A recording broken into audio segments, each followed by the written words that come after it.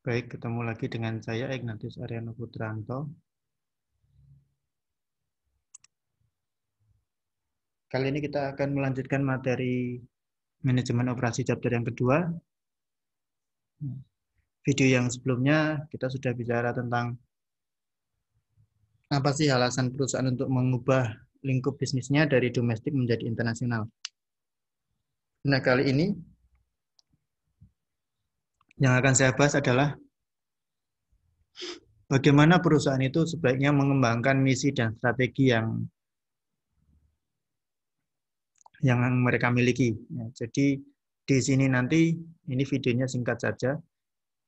Jadi nanti di sini kita akan bersama-sama melihat apa sih sebenarnya hubungan antara misi dan strategi, kemudian misi itu apa, strategi itu apa. Sehingga nanti teman-teman dapat mempunyai gambaran yang jelas.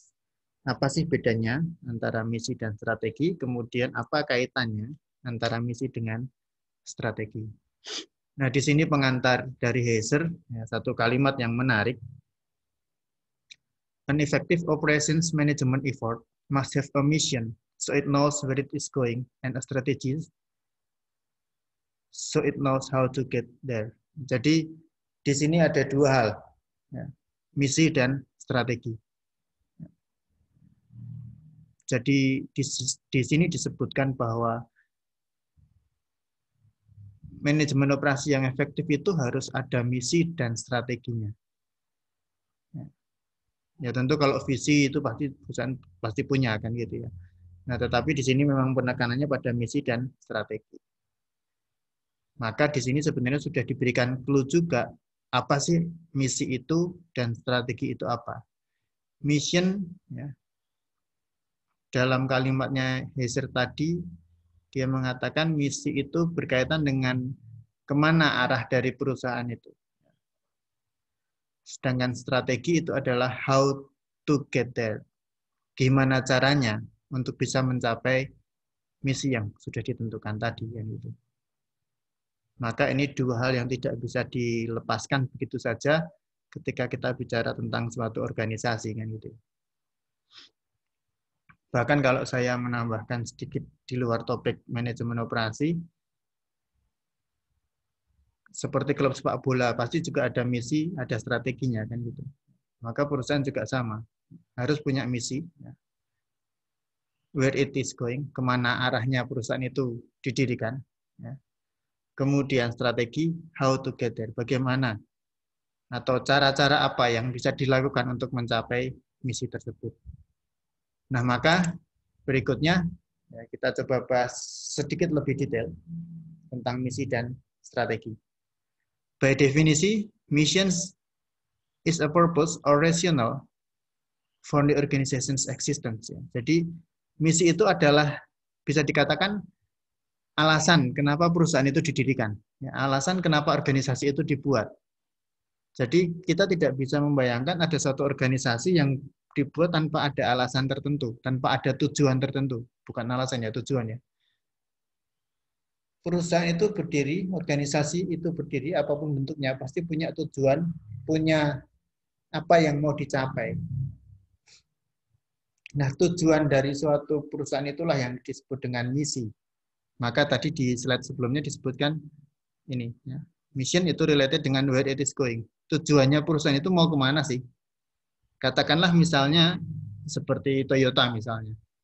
Tujuan didirikannya Toyota adalah untuk menjadi pabrikan otomotif terbesar di dunia misalnya.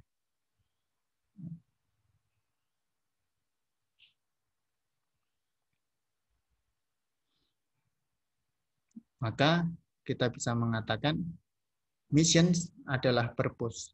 Misi itu adalah tujuan didirikannya organisasi.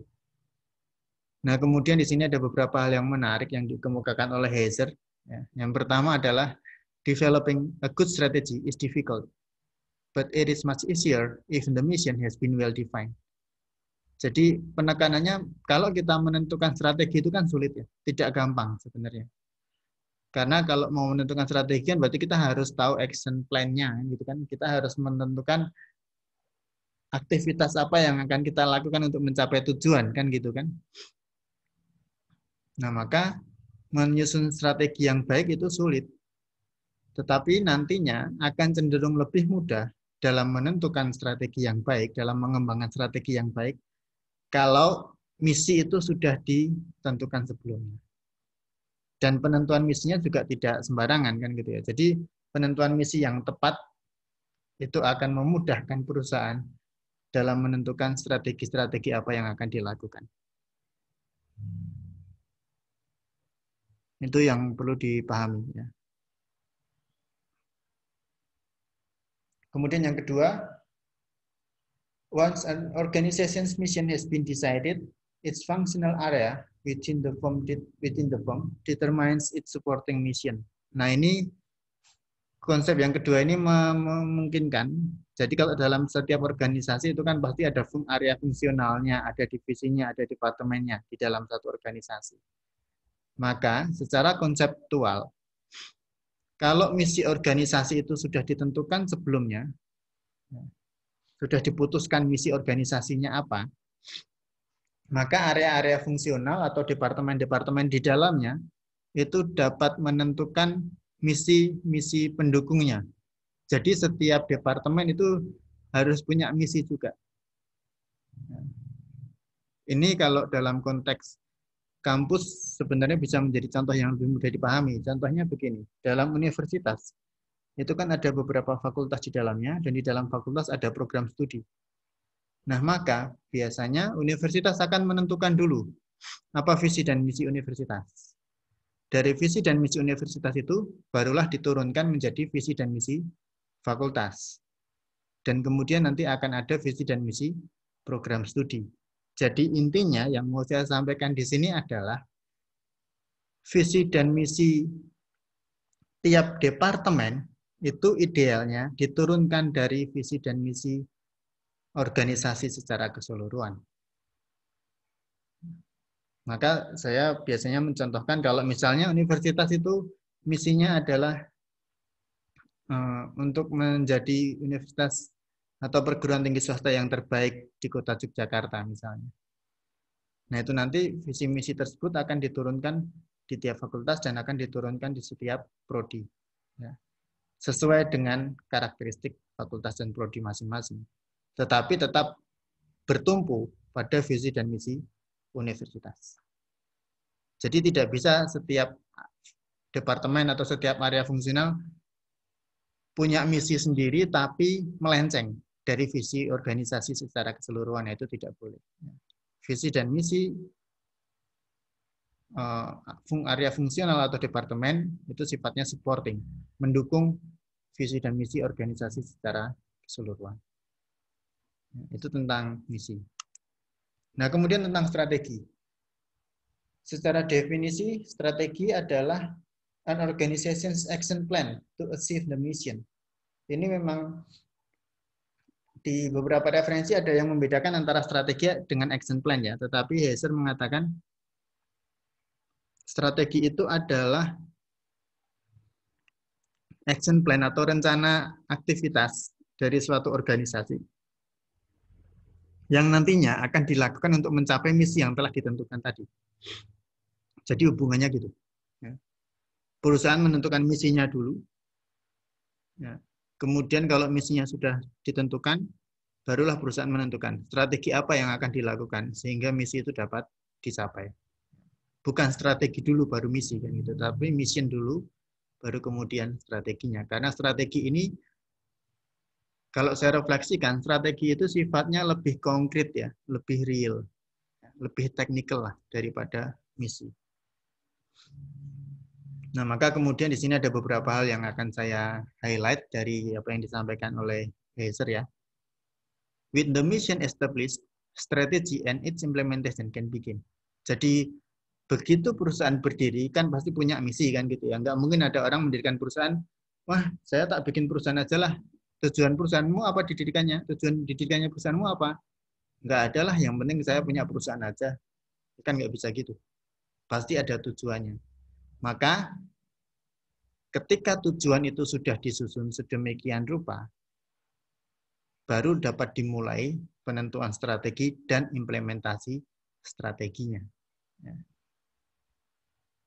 Itu yang harus dipahami. Nah, kemudian tadi di bagian tentang misi kan saya sudah mengatakan ada misi organisasi, tetapi juga ada misi untuk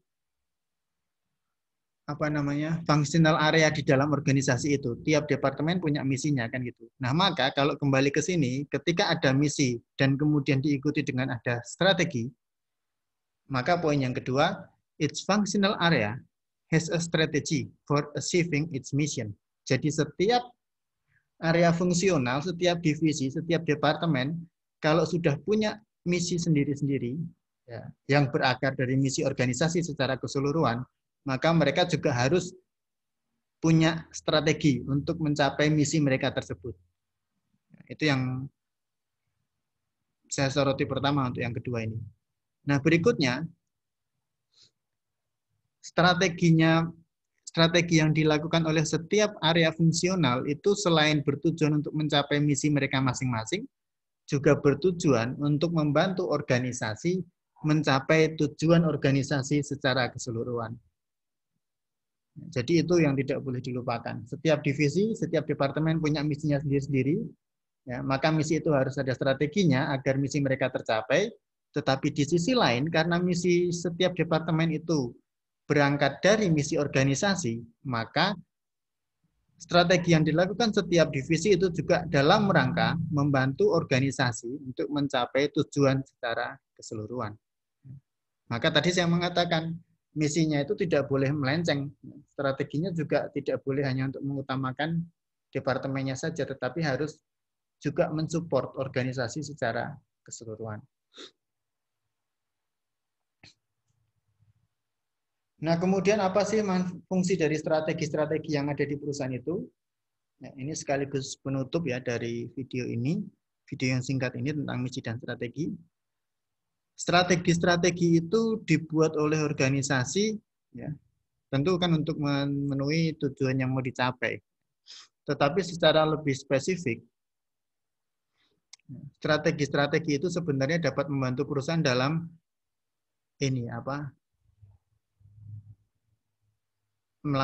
sekaligus melakukan analisa SWOT. Ya, jadi strategi itu diharapkan bisa mengeksploitasi kesempatan dan kekuatan apa saja yang dimiliki oleh perusahaan. Ya. Opportunity itu berarti kan berkaitan dengan unsur eksternal dari organisasi. Ya. Ketika perusahaan mengidentifikasi strategi, harapannya mereka bisa mengidentifikasi juga kesempatan-kesempatan apa yang ada di luar sana yang nantinya bisa diraih oleh organisasi tersebut. Kemudian secara internal, dari strategi-strategi itu juga bisa digunakan untuk mengidentifikasi, untuk mengeksplorasi sejauh mana perusahaan itu mengetahui kekuatan-kekuatan atau strength apa saja yang mereka miliki. Kemudian di sisi yang lain, strategi itu juga diharapkan dapat menetralkan ancaman. Ya. Organisasi berdiri pasti kan ada ancaman-ancaman yang bisa mempengaruhi aktivitas organisasi. Maka dengan adanya strategi ini ya juga bisa digunakan untuk menetralisir ancaman-ancaman yang mungkin akan mengganggu ya, aktivitas organisasi. Dan terakhir, strategi-strategi yang disusun oleh organisasi itu juga diharapkan dapat digunakan untuk menghindari kelemahan-kelemahan yang dimiliki oleh perusahaan. Jadi dari strategi itu bisa kelihatan nanti kekuatan perusahaan ini apa, kelemahannya apa. Nah, kelemahan ini yang harus dihindari. Kenapa? Agar perusahaan dapat menjalankan proses bisnisnya dengan baik, sehingga perusahaan dapat eksis, dapat sustain dalam jangka waktu yang lama, dan dapat mencapai tujuan yang telah ditentukan. Nah, kira-kira itu video kali ini berkaitan dengan misi dan strategi. Semoga bisa meningkatkan pemahaman kita mengenai apa sih bedanya misi, apa bedanya strategi, mana yang harus dibuat duluan, kemudian hubungan antara misi dan strategi itu bagaimana. Terima kasih dan tetap selalu stay di akun ini ya untuk melihat beberapa update materi yang akan saya bagikan.